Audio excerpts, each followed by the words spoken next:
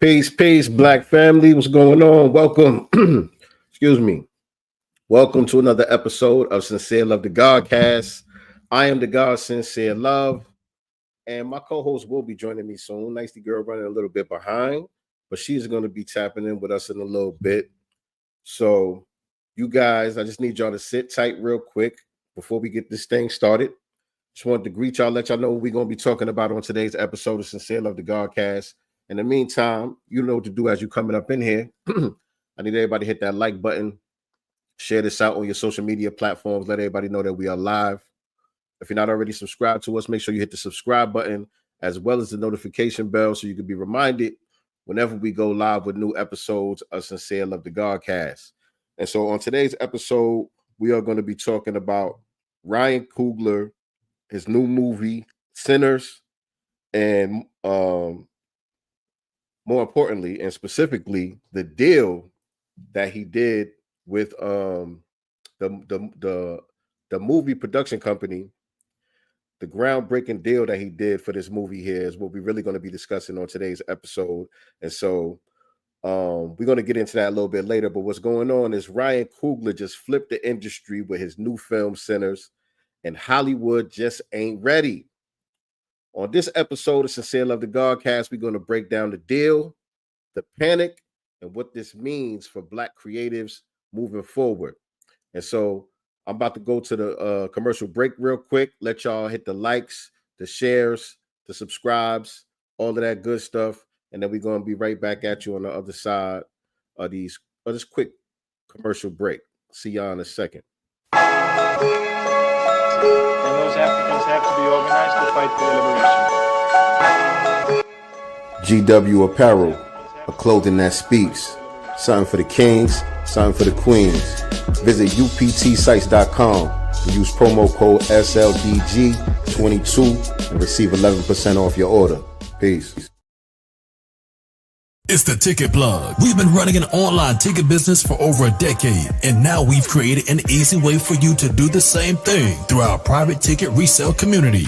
Joining our community will give you a way to flip your bread and generate profit income consistently. We provide you with all the tools, training, and resources needed to start your life-changing online ticket business. Zero experience needed. To join our ticket resale community, go to thetickettrap.com. Again, go to thetickettrap.com. That's thetickettrap.com. The Master's Table by DJ RP Beats and Sincereluvdagod, now playing on the internet's #1 destination for true hip-hop. Introducing truthhiphop.com, a meticulously curated platform designed for connoisseurs seeking a superior quality of hip-hop. Immerse yourself in an unparalleled experience of 100% bar-heavy, authentically crafted, real hip-hop. Discover the essence of the genre, reminiscent of its golden era, now playing exclusively at truthhiphop.com.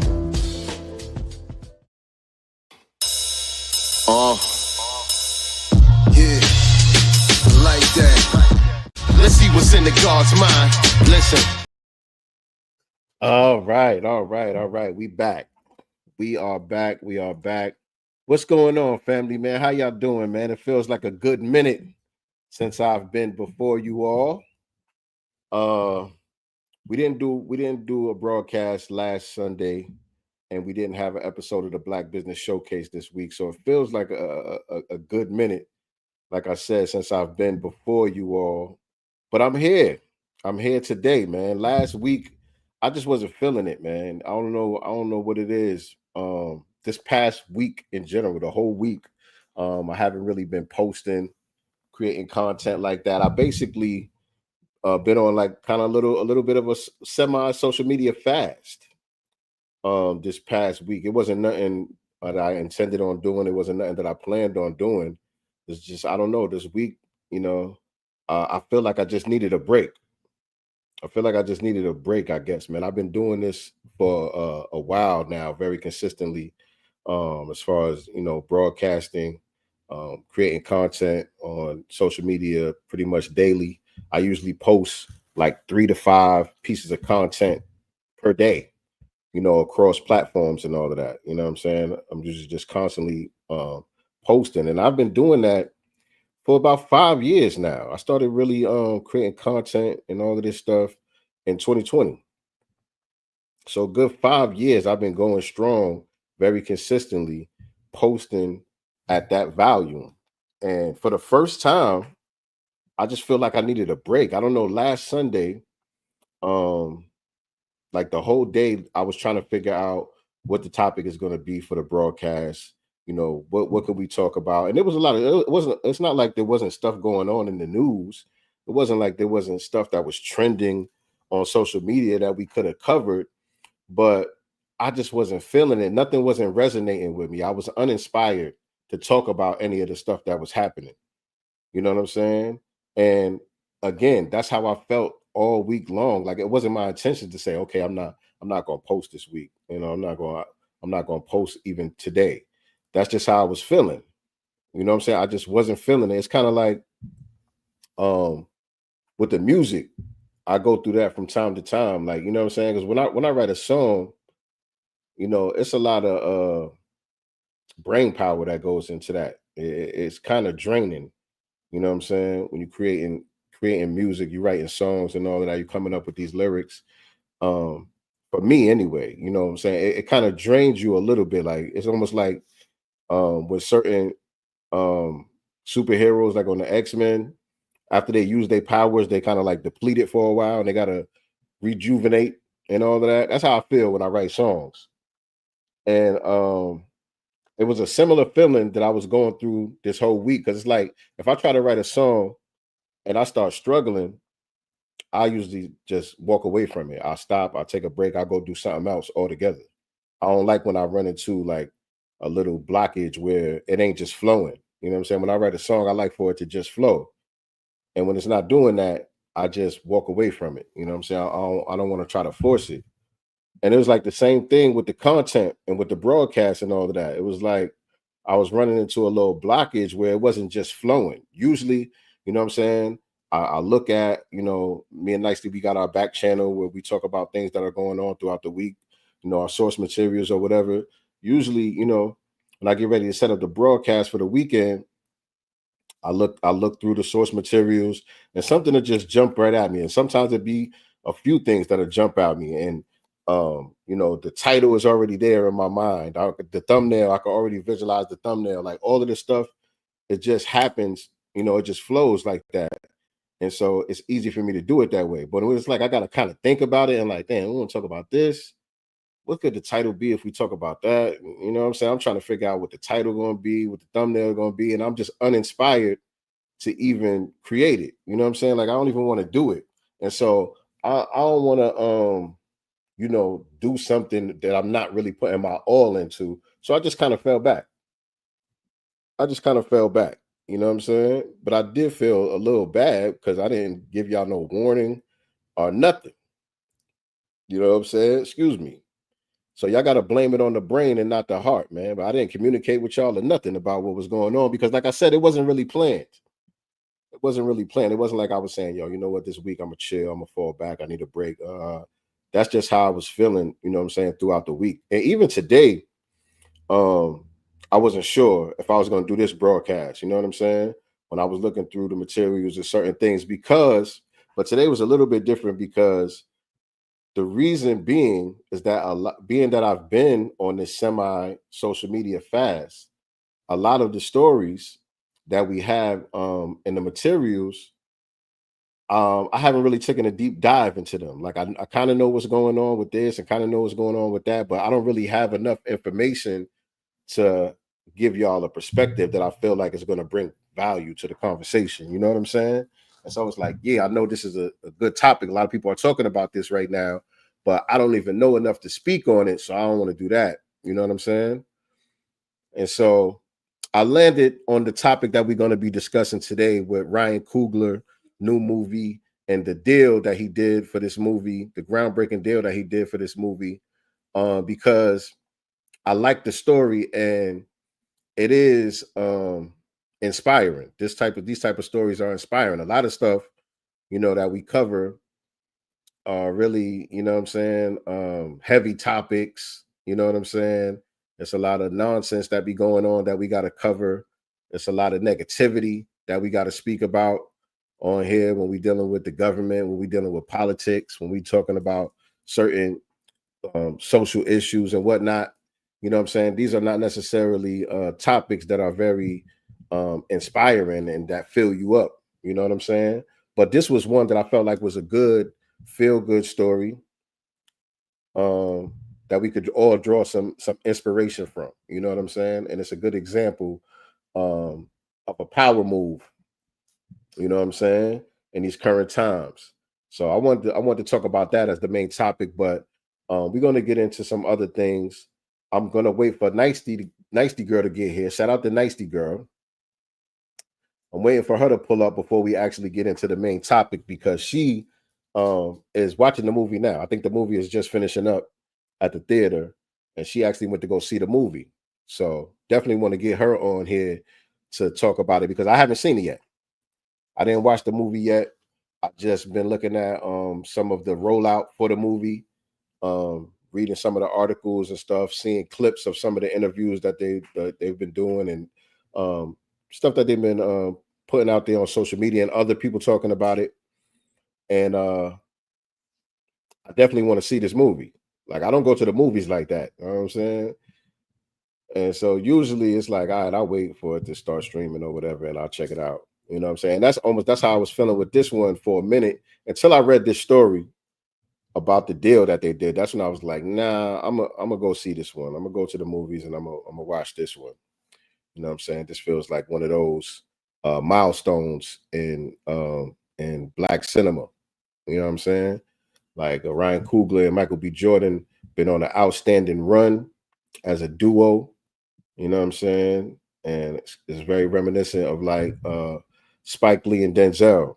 You know what I'm saying? What they was doing when I was coming up with black film. And so I like it. I like what I'm seeing. And we're gonna talk about it. We're gonna talk about it. But like I said, when Nicety get here, we'll tap into those things. So did I ask y'all to like, share, and subscribe and all of that stuff? I don't even remember if I said that. But if I didn't, please hit the like button. Share this out on your social media platforms. Let everybody know that we live right now. Tell them to pull up. And if you're not already subscribed to us, make sure you hit the subscribe button as well as the notification bell. So you can be tapped in, man, whenever we go live and whenever we drop new content on this channel. This is Sincereluvdagod Cast, and I appreciate y'all rocking with me. Let me see. I'm just going to flip through and see things that have been going on that we could discuss until Nicety Girl gets here. And so some stuff might be a little bit old, like this story here. They said the Trump administration terminates illegal DEI settlement over raw sewage in poor majority Black Alabama communities. So I think this came out a week or so ago. They were talking about this. This was April 14th.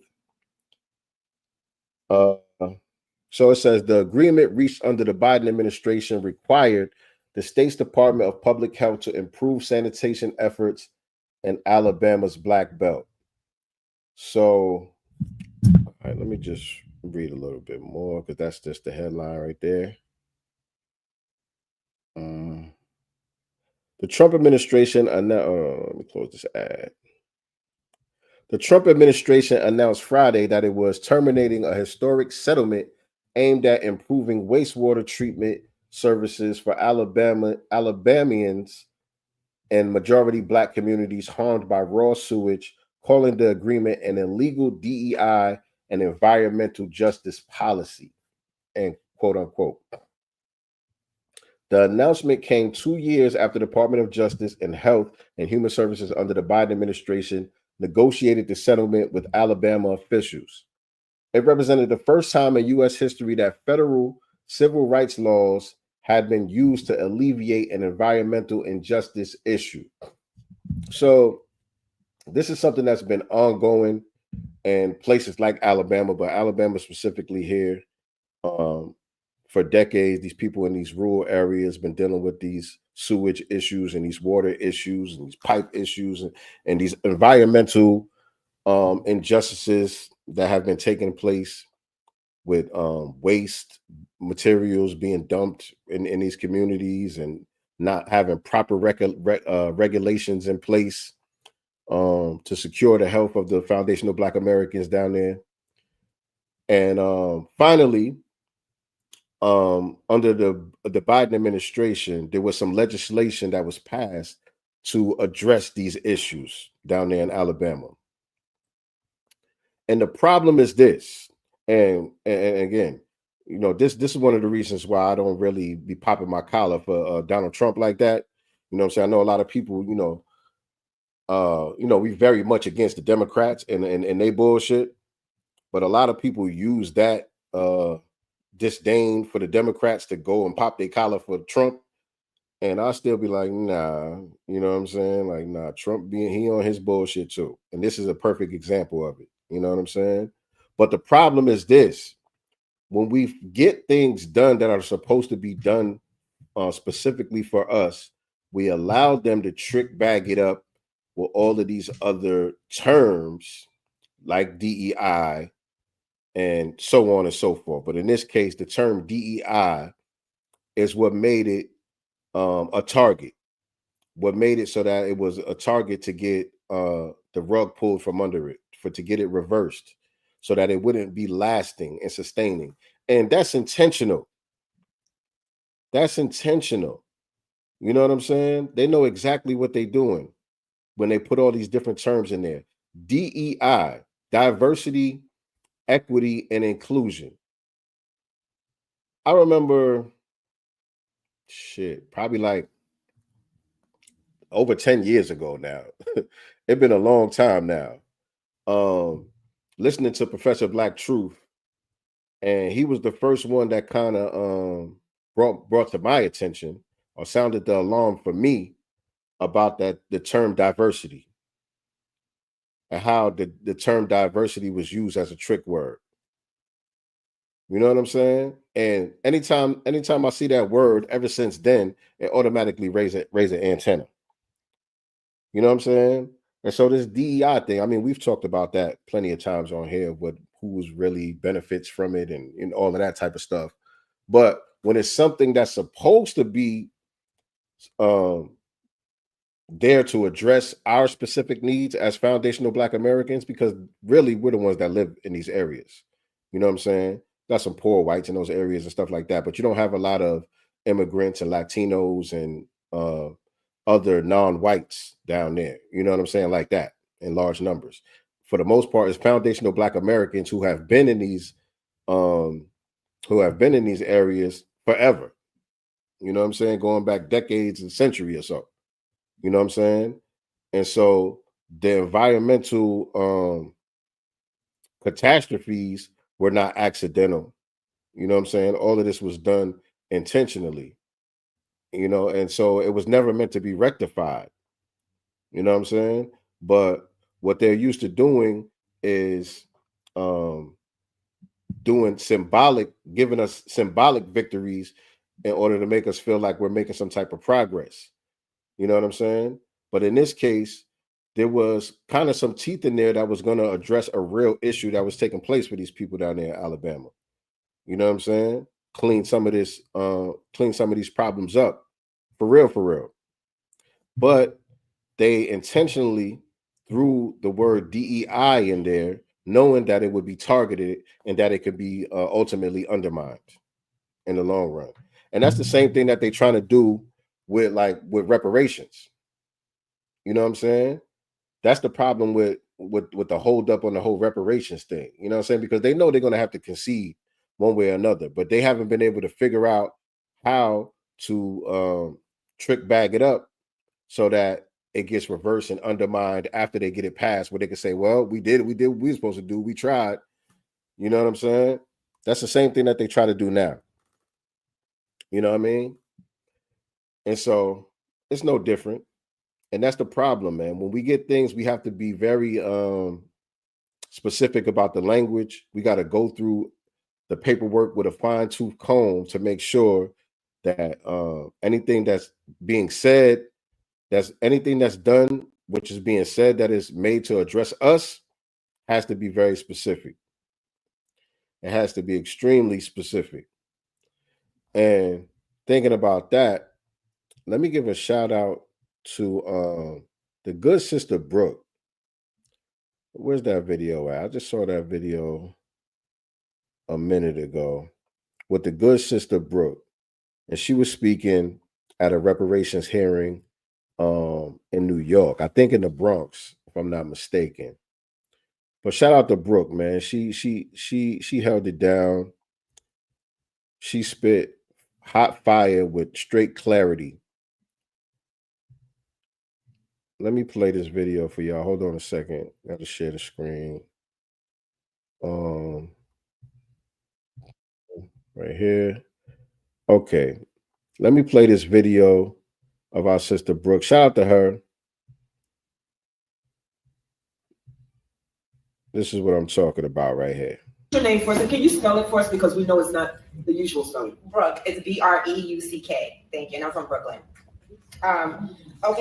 I've said a lot at these hearings before, so a lot of things I don't feel like I need to say again. But I will say it is deeply flawed and deeply disingenuous to equate the plight of my enslaved ancestors to the experience of undocumented individuals and illegals seeking work at places like Home Depot. Let us be clear. These are fundamentally different narratives. Illegals make a choice to leave their homes, pay exorbitant sums to coyotes or plane tickets, some risking their lives to live across borders without invitation from this country. Contrast this with the history of foundational Black Americans. Our ancestors were here already. That genealogists just testified that we've been here on this land for 10,000 years. And our other ancestors were trafficked here against their will. Both were stripped of their humanity and forced into systems of slavery that were perpetuated by the United States government across generations. They had no choice. Their children and their children's children were born into chains and could not escape. Though we experienced a Holocaust unlike any other group in the world, we fought here. We persevered here. We forced our oppressors to make change. We are here today to force repair. This is a legacy of pain and resilience that cannot be trivialized or compared to voluntary illegal migration. How can the melanated diaspora, whose lineage does not go back to the 1870 census, look themselves in the mirror and justify benefiting from a system their ancestors did not build, while joining with white supremacy against us? How can one emulate colonizers exploiting the very people who fought for justice and equality? In New York, we have lived side by side for decades. We embraced you. We fought for you. When the immigration process excluded Black immigrants, we fought for you. And yet the question remains, who fights for Black Americans? You come from nations where leaders conspire with white supremacy to exploit their own people. And now some among you replicate that same betrayal here, becoming the very sellout leadership you fled. We see you. How can you align with the colonizers attempting to stop our birthright? Legacy organizations, you have yet to cross the finish line after all these years. The definition of insanity is doing the same thing repeatedly and expecting different results. It is time to stop the cycle of money wasting and ineffective strategies. This bill is unconstitutional. I have started an email writing campaign to reach out to each and every sponsor and co-sponsor to adapt a new bill that is lineage-based and constitutionally sound. We have told this commission, and now it's time to raise our voice. Please see it's bit.ly/reparationsnys to join the email writing letter campaign. And Thank you, Ms. Brooke. Thank you so much. You know what I mean? She spit that. I had to let that whole thing play. Shout out to Brooke. She spit that. She made it plain, didn't she? She made that thing plain. And that's what I'm talking about with the reparations thing. They want to put together these performative task force to do these performative studies. And really, they're just laundering money. And what they want to do is they want to get the language in a way that they know is unconstitutional. So that way they could look like they're doing something and it's not their fault when it gets backdoored. But we see you. We see you. And shout out to Brooke, man. That's what I'm talking about, man. Make it plain. Don't go in there being all extra emotional. You know what I'm saying? I hate when I see people doing that. They go up in these hearings and and they be doing the most. Going in there, crashing. Now, I understand some people are passionate, you know what I'm saying? But Brooke was very passionate, but she still was very eloquent. She still was very articulate, you know what I'm saying? And the message got across very well, very concise, very clear. Wasn't a lot of babbling going on, you know what I'm saying? She hit on every point that needed to be hit on. You know what I mean? That's what it looked like when you prepared. You know what I'm saying? But I had seen something, because she reminded me of that too when she was speaking. She said something about the immigrants, you know, after we fought for them, they come over here and take sides with the white supremacists. And I had saw something earlier. Let me see if I could remember whose page this was on. I think it was on this page, if I'm not mistaken. Where is it? Cosmo. Oh, is it? Something like that. Hold on. I don't see the page. Thought that was the name of it. Oh. You know why? Because I need to come over here probably. Hold on a second, y'all. Bear with me, y'all. Let's see if I can find this real quick.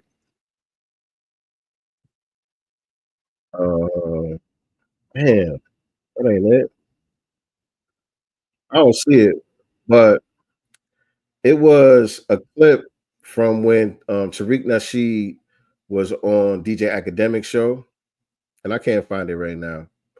But it was a clip from when he was doing the interview with DJ Academics, and Tariq, you know, he made the same point that, you know, we the reason why y'all able to come over here, and then y'all come over here with these weird ass attitude and this weird outlook on foundational Black Americans. And Academics was like, oh, so you're saying that you know, you guys are the reason why we're able to come over here? And Tariq like, yeah, what the fuck you think? Like, how you think you got over here? And of course, what Academics do? Well, it was the white people. First thing he want to do, he want to pop his collar to the white people. And you know what I'm saying? Of course, you know, Tariq broke it down like, white people ain't want y'all to come over here. We had to fight for that. You know what I'm saying? But that's their mentality. They quick to give props to the white people who they're trying to you know, get in good with and take their side over us. They won't give us no props. Well, now y'all ain't the reason why we come over here. It was white mommy and daddy let us come over here. It wasn't because of y'all niggas. Y'all niggas, it wasn't nothing but just some slaves. You know what I'm saying? But like Brooke was breaking down at that meeting, we been here and we stood on business. And we still here standing on business. Making sure y'all get this language right. You know what I'm saying? Said we've been here standing on business. We the reason why these people are coming over here. That don't mean that don't make them comparable to us. She contrasted their situation to our history. It's disrespectful. It's disrespectful to make them comparable to us. It's extremely disrespectful.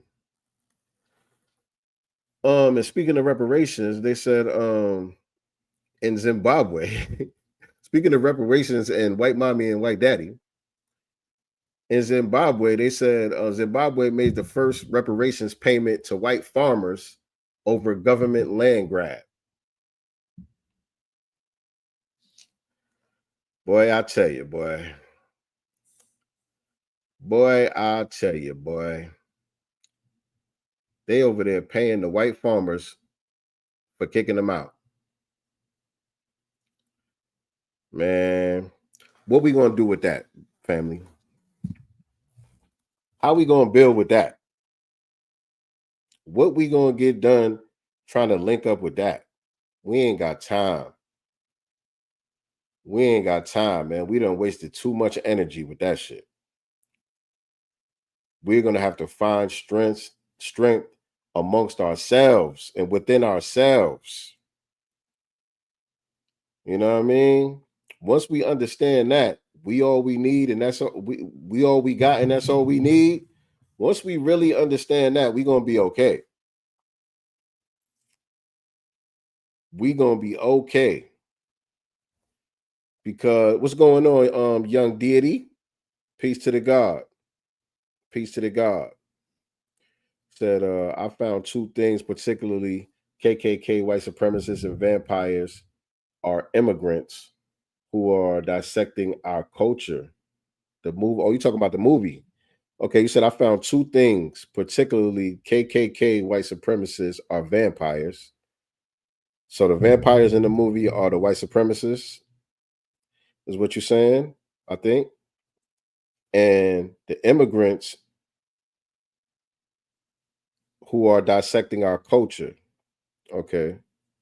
The movie is called Sinners for a Reason. Everybody sucks from Black Americans. Oh, interesting. Did they go there with it in the movie? I had to wait for Nicey to pull up so she could tell us a little bit about it, without giving away any spoilers, of course, because I'm gonna go see it. I'm gonna go see it today, probably after I get off of here. I'm gonna go check it out.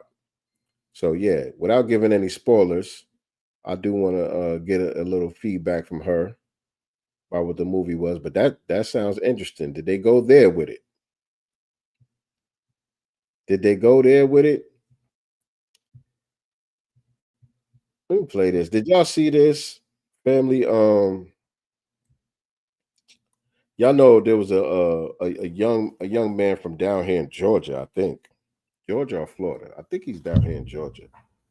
Who was making gas out of plastic. He created this technology to transform plastic into gas to be able to run motors and stuff like that. Did y'all see that? Because he been going viral for a little while with his inventions and stuff like that. But recently he had went reviral again recently. And people were saying, yo, because when people start messing with that energy sector like that, a lot of times they become targets.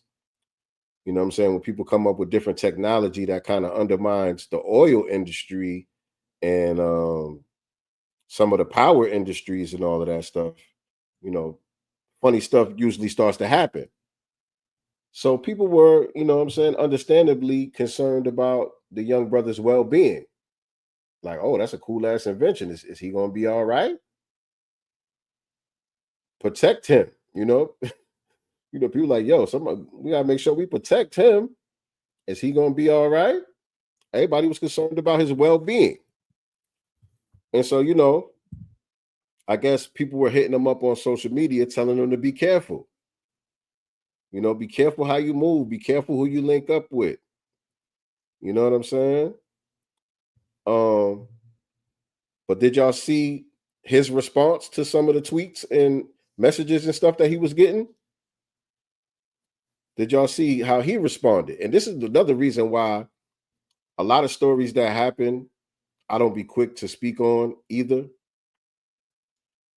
Because first we got to see who goes there. That's how I be feeling about it. Like, first, let me see who goes there. Because sometimes it'll be some cool shit that you see and they be around certain people, or it might be a certain outlet that's bigging it up. It might be a certain platform that's giving this some shine. And my antennas will go up like, oh, okay. Who goes there? Who goes there? You know what I'm saying? But this is how he responded to people who I think was showing some genuine concern about his well-being. But this is the young guy, I think, like I said, down here in Georgia, created a machine that converts plastic into oil. One of my biggest pet peeves in my comment sections is when Black people tell me, don't work with that white person because they're going to steal your stuff, they're going to colonize you, they're evil, don't work with them. And that is the stupidest thing ever. I just got solar panels donated to me by white people. My welding instructor that let me build my first ever reactor in school and taught me how to weld to build my reactor was a white person. My karate instructor that taught me discipline, that taught me the perseverance I needed to build my machines was a white person. And I learned great things from Black people, great things from Asian people, great things from all races. And race doesn't even exist because we're spirits. This is just a shell. You're judging a tree not by its fruit, but by the color of its damn leaves. So, you know, as y'all can hear, peace, what's going on, brother Ish? Shout out to brother Ish in the building. What's going on? And I've got to tell y'all, we do got the goal in the super chat today. Where's my banner at? We do got the goal popping off in the super chat today. Where's my banner? I put the banner up right here for y'all who would like to show support with the super chat goal. You know, we getting it out the mud over here, family. You know what I'm saying? We building this thing brick by brick. You know, and today, you know, we got a super chat goal. And, you know, we're going to call this one the Sinners Fund. We're talking about the Sinners joint today. We're going to call this the Sinners Fund because just like Ryan Coogler, we bring in truth that the industry really don't want to spotlight. You know what I'm saying? So if you've been rocking with us, drop a super chat, man. $5, $10, you know, every little bit counts. But help us hit our goal today. I think it's 10 super chat stickers. And we hit our goal. But if y'all rocking with us, yeah, drop a little something on it. All right. And what was I about to say? What was I about to get into? Damn shame, damn tether. Is he a tether? I'm not even sure on where the young brother's family is from. That's what we were talking about. Nigga got a foreign background. Yes, he's a damn tether. Oh, okay. I didn't know that. But that would make sense, though. That would make sense because usually for us, because this is where I was about to go with it. You know what I'm saying? I was going to say, you know, we're obviously hearing from somebody who doesn't understand racism, white supremacy, what it is and how it works, right? And usually, even our YNs, they got a better understanding. You know, they might not have a full, complete understanding, but they got a better understanding than what this guy seems to have. You know what I'm saying? Of what we up against here. You know what I'm saying? He talking about you judging the tree by the color of its leaves, and you know, we really just spirits, and there's no race and all of that. Hey, come on, man. We gotta deal with reality. We have to be grounded in reality, man. We live in a system of global white supremacy, man. That's what it is. We can't be in denial. We can't afford to be in denial about that. People are not just making stuff up, man. People come up missing when they come up with this type of technology. That's real. People come up missing over shit like this.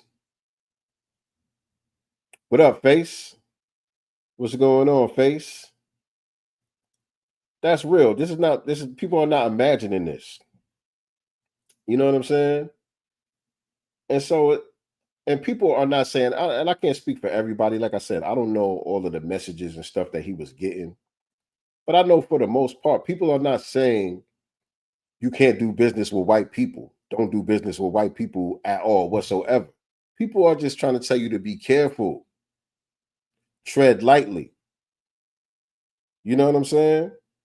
Because it's not, and that's the thing. He's trying to make it seem like there's this comparative racism coming from black people.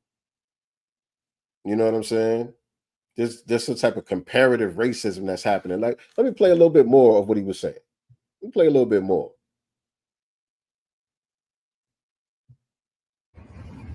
Why in the world do you think we're going to solve any issue on this planet by division? Why in the world do you think that we will get any closer to all being treated equally if you literally are treating the people that you want to treat you better the way that you don't want them to treat you? So us pointing out their bullshit is being hypocritical, and that's us treating them the way that we say we don't want to be treated. Because we point out the bullshit that they do, we're being divisive. We're causing the division because we point out the bullshit that they do and how they get down. You know what I'm saying? He doesn't acknowledge at all in this whole rant the reality of what people are talking about and how the white supremacists do get down historically when it comes to these things. He doesn't acknowledge that at all. All of the vitriol and all of that is reserved for black people who are calling it out and who are sounding the alarm. You know what I'm saying? So that's why I said, certain stories, I wait to cover them, whether it be a feel-good story like his, could have been an inspirational story like his, could have been or should have been, or whether it's even a tragic situation where, somebody might lose their life or some type of injustice happens where somebody, loses their job unjustly or anything type of thing like that. My first question is, all right, who goes there before we put the capes on? Who goes there? I want to hear what this person is going to say about the situation first. Are they going to call it racism? Are they going to call it for what it is? Because then, okay, you know what I'm saying? We can rock with you. But we start putting the boots on and putting the capes on and going to war over some type of injustice, and then the person that the injustice was done to come out talking about all lives matter and stop being divisive and all of that. We just waste our energy. We just waste our energy. And so I don't like to get into that. What's going on, Cheryl Bryant? Peace, peace, peace. Appreciate the super chat, my brother Ish. Appreciate that, my guy. I got to give you a call too, man. I ain't chop it up with you in a little minute, man. I got to give you a call, man. Check in with the God, see how you doing, man. But yeah, we got to be careful with that. And we haven't spoken about the Carmelo Anthony situation on this platform, the Metcalf case. As of yet, it is not really because so much because of that, because we haven't been on like that. You know what I'm saying? Really, since the story, I think right after our last broadcast is when the story broke. I think it broke like right after we got off live last time, and so we haven't been on to really talk about it. But I haven't posted about it or anything either. Like I told y'all earlier, I haven't been posting. Period. What's going on, Crown? Oh, you watched the movie too? Okay, good. Crown 808. Shout out to Crown 808. Okay, good. We waiting for Nicey to pull up. She went to go see the movie too, and so she didn't time it correctly. So she gonna be pulling up in a little bit, and we gonna get into the movie thing. We ain't talk about the movie yet, but we're gonna be talking about the movie Sinners. Michael B. Jordan, Ryan Coogler, and the groundbreaking deal that he was able to broker for this movie. We're going to be getting into that once Nicely pulls up.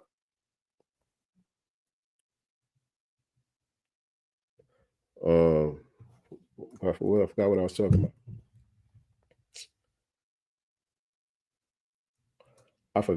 talking about. And my son was telling me too before I went live. Yeah, hope you don't have a brain fart. He was like, good luck. I was like, what I need luck for? He was like, just so you don't have no brain farts. Like, look, man, brain farts is part of the game, man. Brain farts is part of the game, man. I ain't ducking it. It is what it is. But I forgot what I was talking about. I was talking about this dude with the oil machine, with the plastic powered fuel converter. I was talking about him, and yeah, just that that type mentality. Somebody said he's non-FBA. I'm not sure. I didn't really look into his background like that, but that would make sense. That would make sense. Oh, I was mentioning the Carmelo Anthony case. We haven't really talked about it yet on here. And at first, like I said, that's always the first question for me is who goes there. So I want to see how the family and everything is going to react to it before I, what I'm saying, give any type of support or anything like that to the situation. But nah, that situation right there, you know, that situation blew up nationwide, and I think probably globally, people are taking a look at what's going on with that case. And the young brother Carmelo Anthony, who was forced to defend himself, is getting a lot of support, and that's good. That's good. That's good. Simply by the community getting on code and supporting that young brother, because, you know, it is what it is, man. The law has to be applied equally. You know what I'm saying? And so that's the thing. They trying to twist the narrative of people celebrating the death of this white guy or whatever. But that's not what's going on. People are supporting this brother because he followed the law. He followed the law. Y'all got these laws for a reason. You know what I'm saying? He stood his ground and he defended himself. And he's getting the support that he's supposed to get. And he's getting the treatment that he's supposed to get so far. Really, he shouldn't even really be charged and shouldn't have to spend no time in jail over this. For real, for real. You know what I'm saying? But yeah, people are watching this case closely, seeing what's going on with it. There's a lot of backlash and outcry and fake outrage coming from the white supremacists, specifically on the right. They had some type of march or some type of rally or whatever they called themselves doing down there in Texas. There wasn't that many people there, by the way. Let me see if I can pull that up real quick. Hold on. It wasn't that many people out there like that. It didn't hit like they thought it was going to hit. But they had a couple of melanated coons in the mix. Hold on. It's right. Okay, yeah. And so you got this black guy up there, quote unquote, black guy up there. Let me share this with y'all.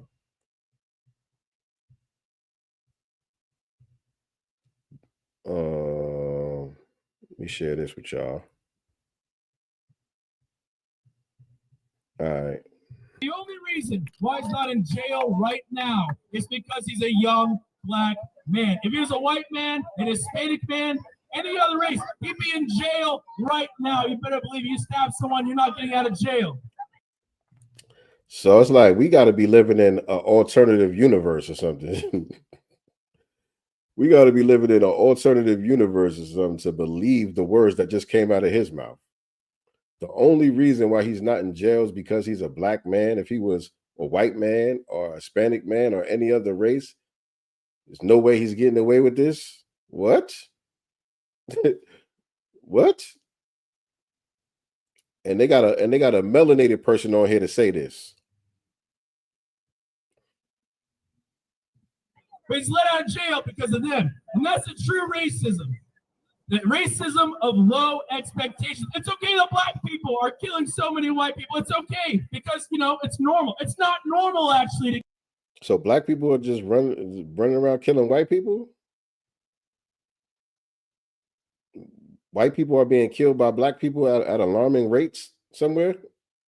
I ain't hear about this, y'all. Y'all got to bring me up to speed. Y'all got to bring me up to speed, man. I didn't know all this was going on. Wow. To kill people. It's not normal, actually, to kill a child. The only reason why it's not. Yeah. So of course this guy's a tether. Of course this guy, you know, he's non-FBA. Hold on. Where is that? Let me go ahead with it. Oh, hold on.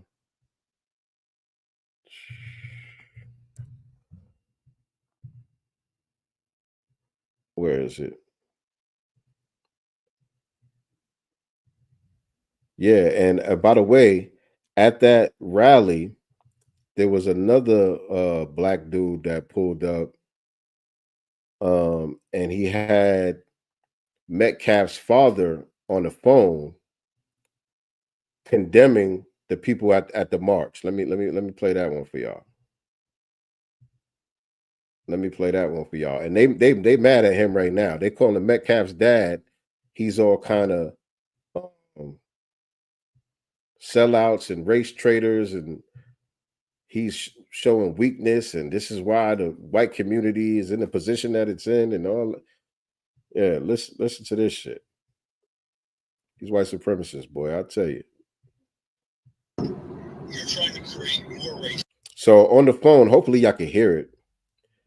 On the phone is Metcalf's father, and he's telling them that he doesn't support what they out here doing. Then bridging the gap. I do not condone anything you do. You do not have any. He said, I do not condone anything that you do. I know y'all can't hear it too good, so I'm gonna try to. That's called white guilt. No.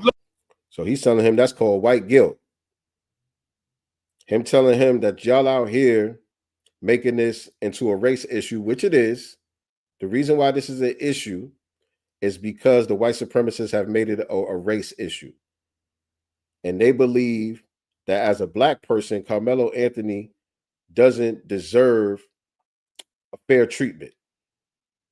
And so because Carmelo Anthony is getting fair treatment, they're making it racial, because to them, that's a threat to their status. That's a threat to the system. Something is wrong with the system if a guy like Carmelo Anthony can get a fair shot when there was a white boy that got killed in the situation. Let it talk.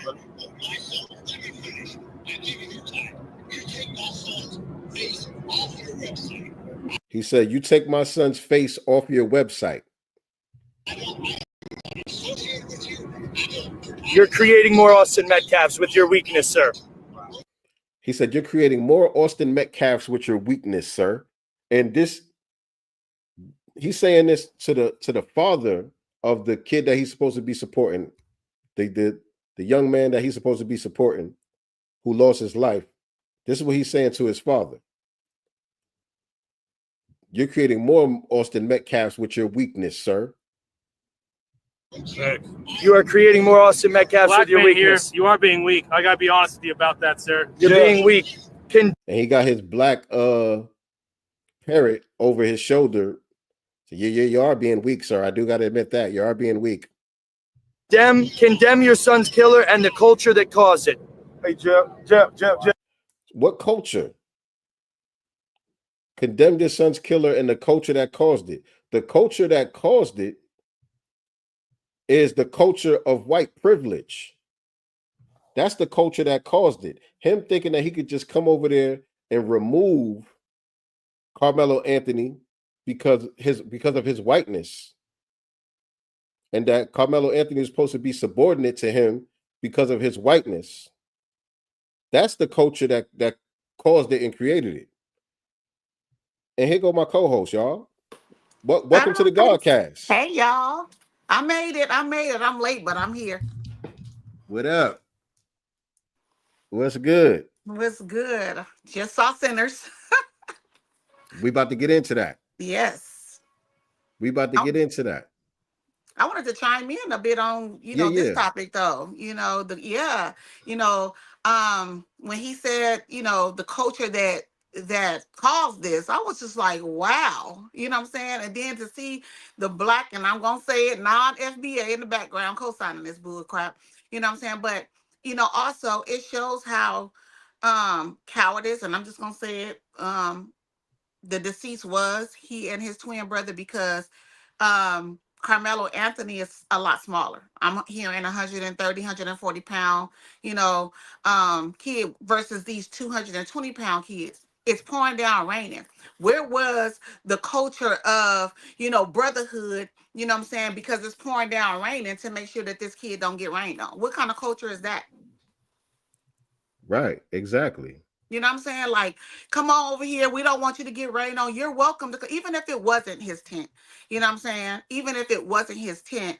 I understand. Sorry, this is a private tent. We brought this. It's ours. You know what I'm saying? But, you know what I'm saying? As soon as this rain calmed down, you know what I'm saying? We're going to have to ask you to leave something.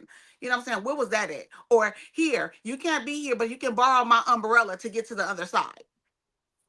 Mm-hmm. Something. Mm-hmm. And by the way, Yeah, you know, Metcalf's father, you know, he's calling up condemning the white supremacist rally that they're having. But he's the same one that pulled up to the press conference Right. of the Carmelo Anthony family. When they were having their press conference, he pulled up trying to be intimidating, trying to create a media moment and basically leverage those cameras to get sympathy for his family. What does Neely Fuller say? White supremacists always take both sides of an argument. I'm just always saying. is the key word. Always is the key word. That is the fact. And speaking of, you asked a good question. What kind of culture produced that? Right. Right. And I say it's the same culture that produces these monsters, like the one that shot up Florida State University the other day. Right. Right. And you see how they're instantly trying to humanize him. Oh, Yes. he, you know, he wasn't with his mom. You know, he was being raised by his stepmom, and like always trying to humanize a monster. Right. Right. And he was the son of a sheriff, one of the sheriffs down there, deputy sheriff down there. Which I believe was the stepmom was the sheriff, or was the stepmom the person whose gun he used? I keep getting that mixed up. I think that's the one and the same. I think both of those are true. Yeah, the mom, and I think it was her gun that was used as well, or a gun that's registered to her or whatever. Yeah. But how was the movie though? How was the movie? The movie was obviously not what I expected. Are we giving spoilers here? No. I ain't see it yet. Okay. I'm going to see it after this. Okay. Crown says she saw it. I don't know if anybody else in here saw it. I'll say this: amazing movie. I want to shout out Michael B. Jordan for his range. His range in this movie. His range as an actor, impeccable. Impeccable. A lot of symbolism. Okay. So I don't think we have anyone on the Godcast on Thursday. Do you want to do a broadcast about the movie on Thursday if you're available? Yeah, because I'm gonna see it. Yeah, let's do that. But I'm just gonna speak on his range. You know, a lot of historical context in the movie as it pertains to, you know, Black America. I'll even say in the diaspora as well. You know, something confused me, and I just don't want to say yet. I'll talk to you after you see the movie. You know, I'll send you a text or something about it. I don't want amazing movie though, y'all. It is amazing from beginning to end, to be honest. And Michael B. Jordan's range as an actor, which we saw it before in other movies and characters that he's played, but this one right here really sold it for me. Okay, that's what's up. Now, was there a lot of people in the theater? Not mine.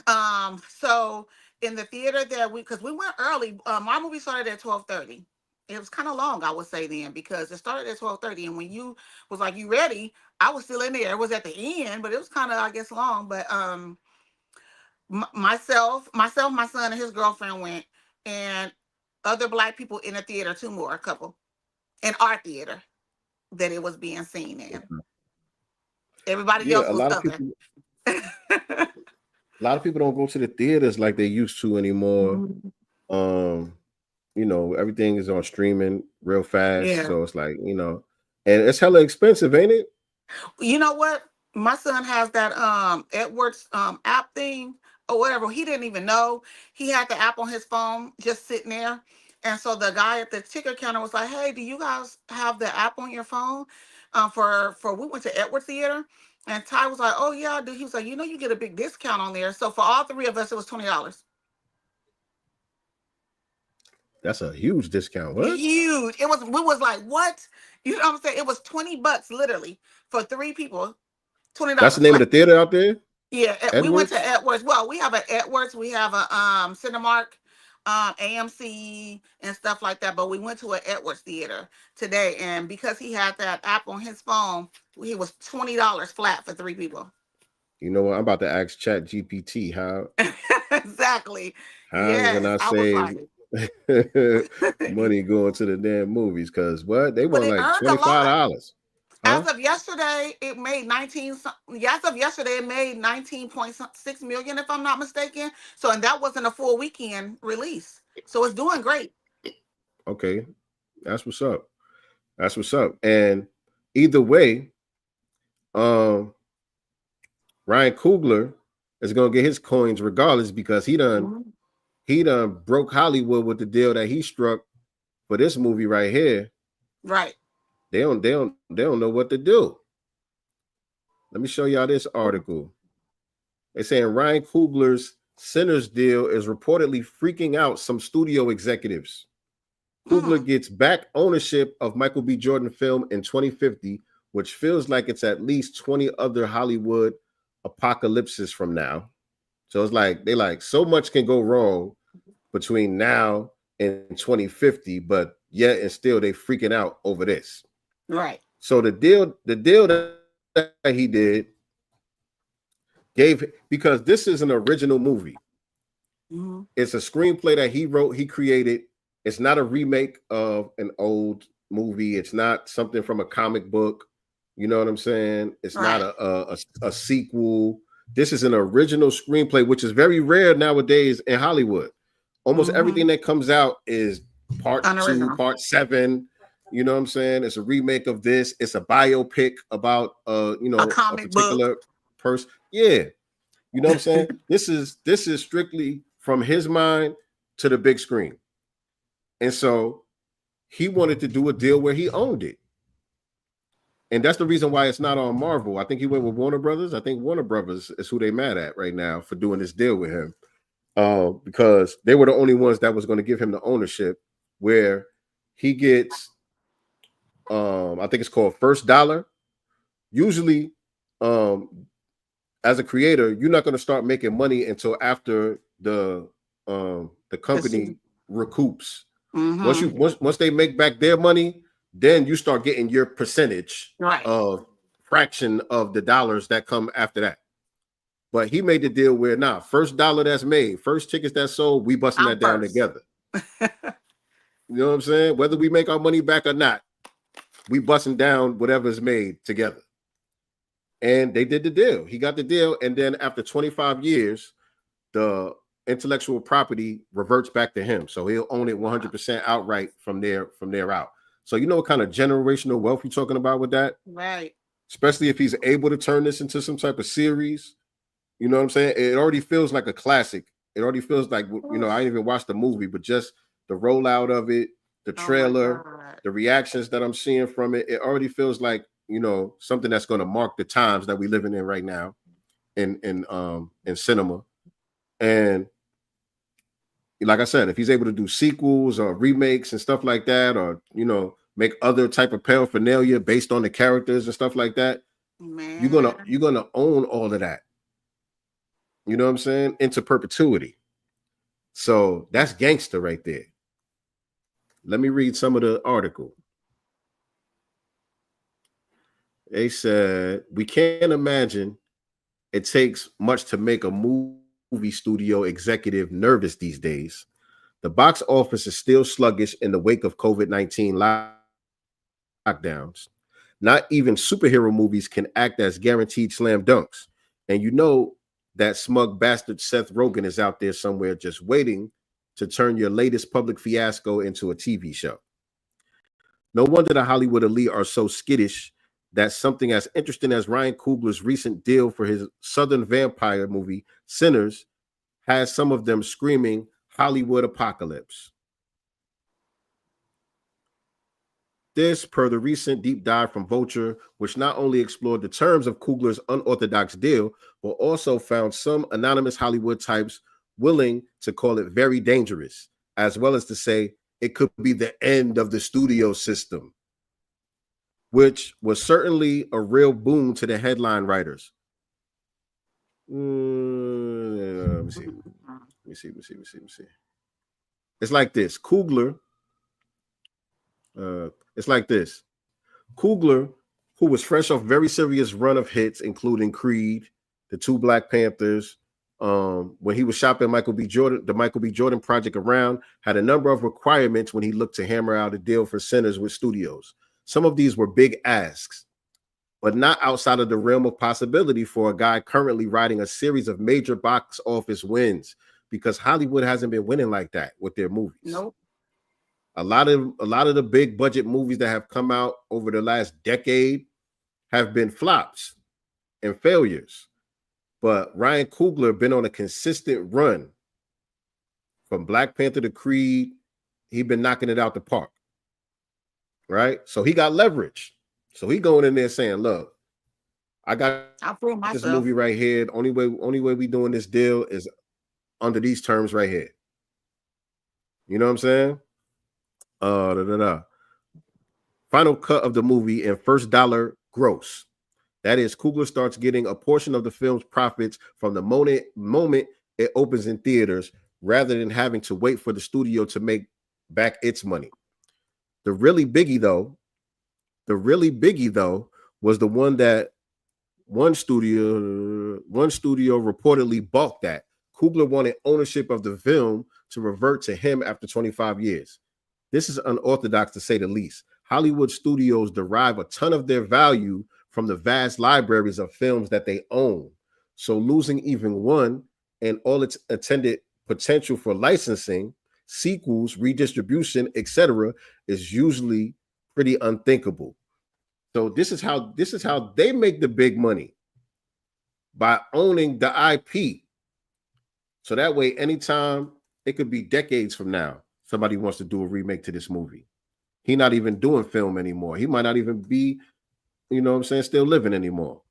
But his family will own the rights to this movie, and some great filmmaker in the future comes along and wants to remake his work.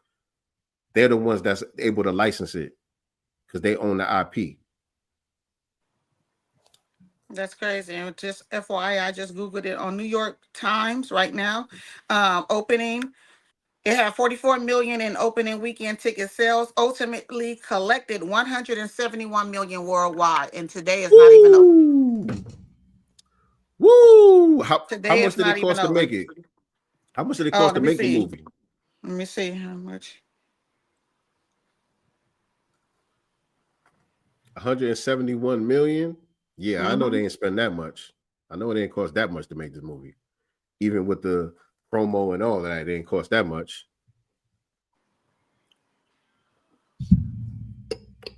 While she's looking that up, let me see if there's anything else I need to read from this article.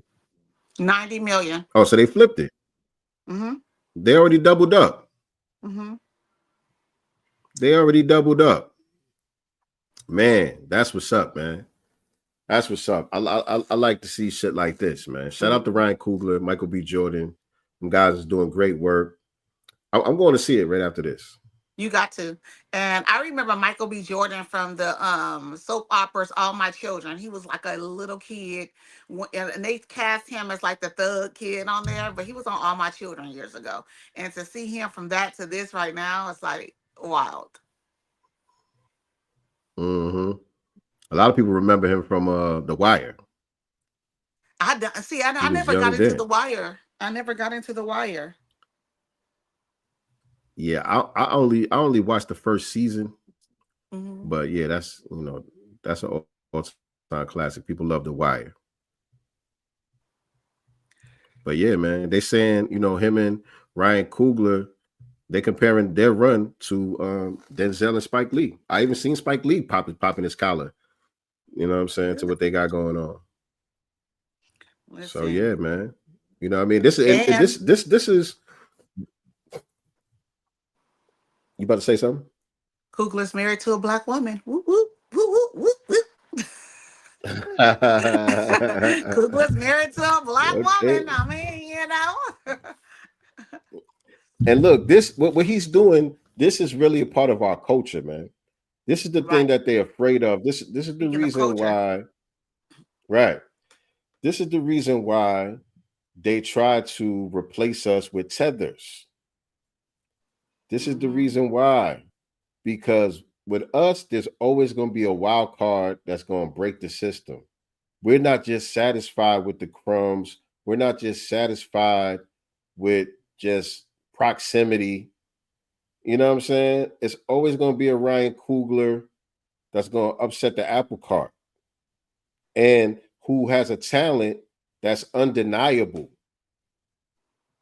You know what I'm saying? What Undeniable would they be talent. without our culture? Where would the world be without our culture, with our innovation?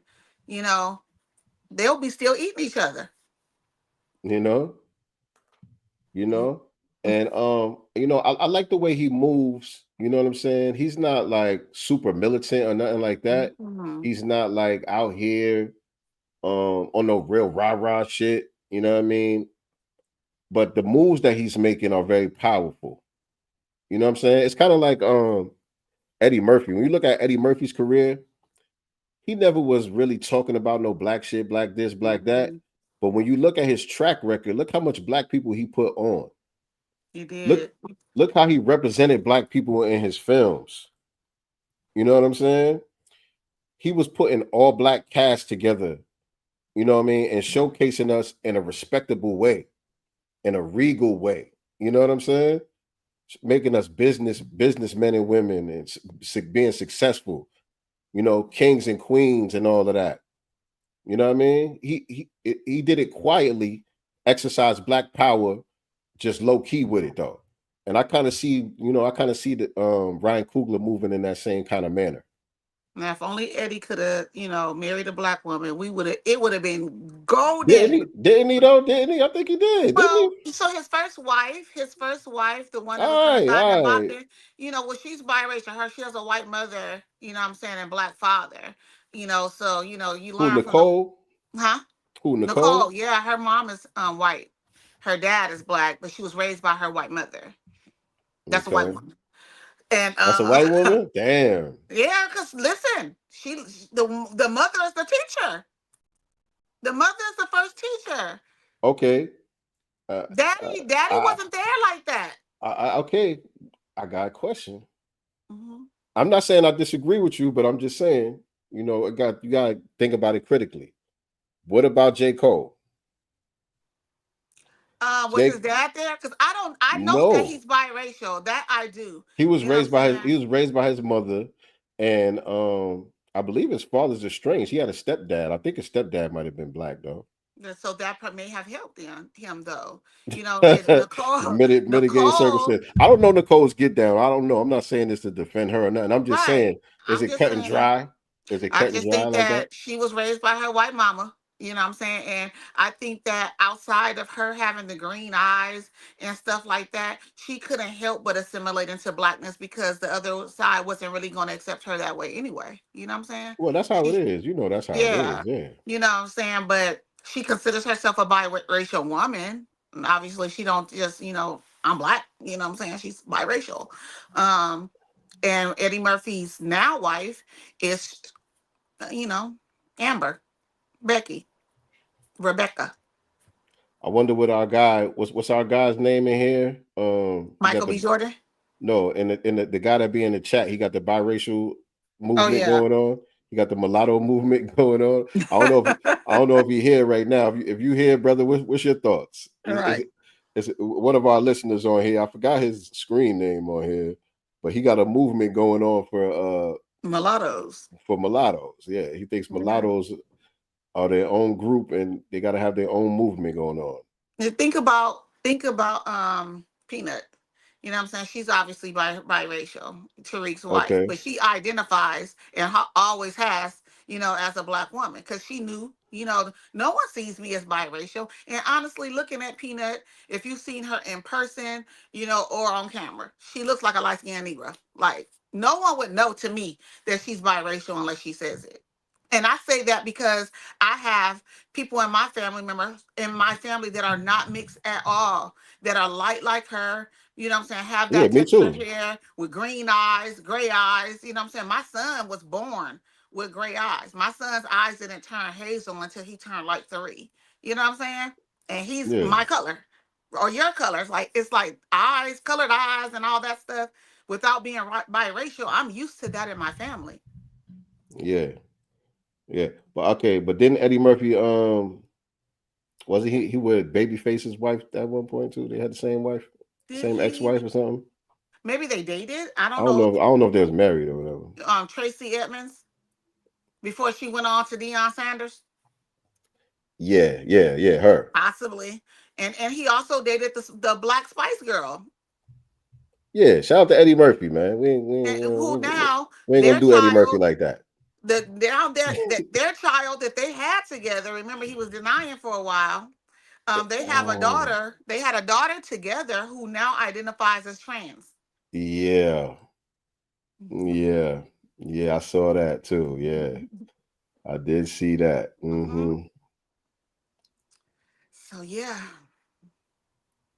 Eddie, we I love think you, Eddie. so. Though we love you, Eddie Murphy.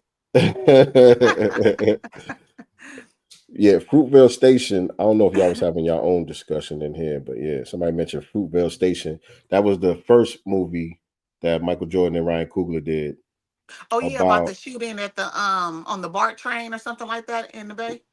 Wasn't that? Yeah. Yeah. Who was the person? I forgot his name. The person that got killed by the cops out there. I forgot his name too. That one's been a while. Yeah, but Yeah. that was the first one that they did together. But yeah, man, I'm about to go see it. Yeah, I'm excited for you. I'm excited about the conversation. And whoever wants to, Lynn, if you've seen it, and when we come back next week sometime, we'll announce it on our social medias, making sure you guys are following us on all social media platforms if you haven't already. And then those that have seen it and want to chime in, we're going to drop the link as well. Let's talk about it. Yeah, we'll talk about it. We'll talk Yeah. about it this week. Do our little review on the joint Yeah. because I don't go to the movies much. So yeah, so I'm getting out the house to go to the movies. Get these people my coins. Yeah, we're gonna make some content out of it. Exactly. And Oscar Grant. WrestleMania Yeah, tonight too. I looked at it yesterday. I'm about to look at it today. John Cena is going to be retiring. I'm a Rock fan.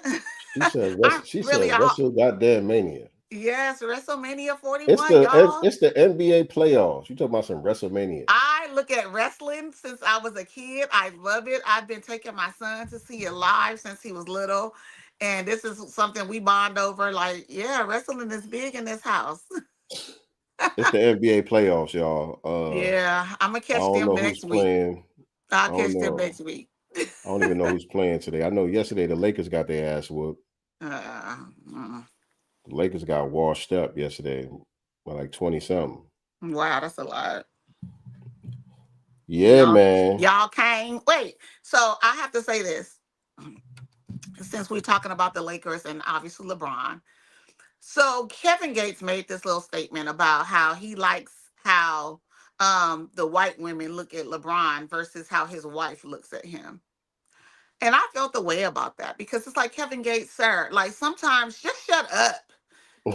Like sometimes, like he does a lot of goofy stuff to me. You know what I'm Yeah, saying? he does. I don't like when he's talking about what he does with his mouth and holes and stuff like that. Like, do you, buddy? You are a grown man. We don't need to know. Yeah, Like, we just don't. that's kind of his brand now. You know what I'm Yes, saying? it's Saying just, ridiculous, provocative it's statements or just, whatever. but it's But I didn't hear nasty. I didn't hear what he said about the white women with LeBron. I ain't see that. Oh yeah, when he did some live or whatever, and he was just like, yeah, how country. I don't even know what accent this is. By the way, he's Puerto Rican. Y'all know that, right? I knew he was something. I knew he Yeah, was he's some Puerto Rican. country. He Puerto Rican. But he was just like, yeah, I gotta say something. I don't like how LeBron James wife be looking at him. I like the way the white women be looking at him. The white women look at him. I was just like, That's funny though, because there's a video with LeBron. I think he had the free throw line or something. mm-hmm. And like the way the camera is, like he bent over catching his breath or whatever, and the white girl in the crowd sitting right there, locked in on him. That's the one he talking about. Oh, that's what That's what he was talking about. But it's old. Yeah, the video's old. The video's old, but that's funny. That's funny. Because I was like, that video Kevin, looked hella shut up. suspect. Like, oh, they look like they had something going on low key. Right. But that's how the video looked. And LeBron obviously heard it because he put out a statement and said, he don't he don't listen to peasants. And then he like tagged his wife and it's like, where we going next? You know what I'm saying? Like, we moving on. which as he should, you know what I'm You saying? get it. Because You that's better. your queen. That's your queen. You And better. I just feel like because LeBron is a married man, you know what I'm saying? I feel like it's just certain things that should be off limits because that's his wife. You know what I'm saying? And you have a big voice, I guess. You know what I'm saying? Like you certain things you should say. Not Nicety girl standing up for LeBron. She's standing up for Savannah. That's what that's about. Yes, because you know what, Savannah, she's not one that's always in the limelight. She just falls back. She supports her Yeah, I like her. and her husband but and stuff. She started doing a podcast recently, and I was like, I don't know about that. Oh Lord, you might not want to do that. But but so far, but I ain't see nothing crazy on there. Right. It hasn't really made a lot of noise either. But she do got a podcast with like a group of women or whatever. I didn't know that. I'm gonna check it out just to see. I don't know what they be talking about, but I just seen a couple of clips because he called into one episode or whatever. She didn't know it was him at first. But I ain't see nothing crazy so far coming from it. But you got to tread lightly. You definitely do. I don't know. I just like, first of all, he has a queen. And to say that I like how white women look at him, like that was it for me. He could have said, I like how other women, look at him. And women like, he knew what he was saying. But he knew exactly what he was saying. He knew exactly what he was saying. And I was just like, okay, let's not do that. They're married. You're now in a relationship with that, what's her name? Brittany Reiner. This toss around industry, cooch that he on right now. That's fine. Do you? Because I actually like the other girl. What's his wife's name? I don't know if they're ex now. Drika. Gorgeous girl. She falls back. She stays quiet. She's really, really beautiful or whatever. Don't know what happened there. Probably because he keeps talking under her clothes. I don't know.